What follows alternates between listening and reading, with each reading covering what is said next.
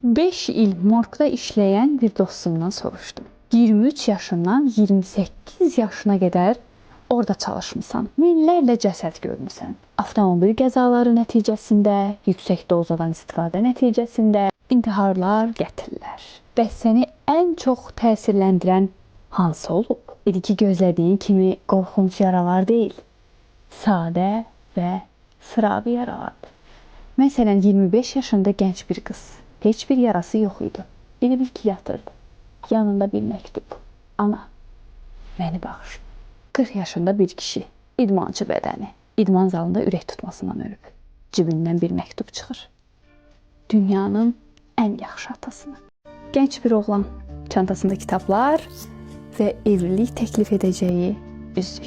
Bəs bilirsən bunların hamısının ortaq cəhəti nə idi? Hamısının planları var idi.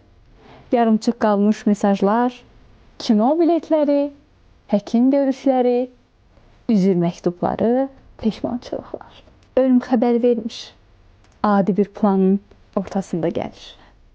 Bəs birdən bugün son günündürsə, zamanla dəhşətli cəsədlərə alışmaq olur. Amma yarımçıq qalmış həyatlara heç vaxt alışmaq olmur. Hansı planı, kimə sarılmağı, kimdən üzr istəməyi sabaha saxlamısan?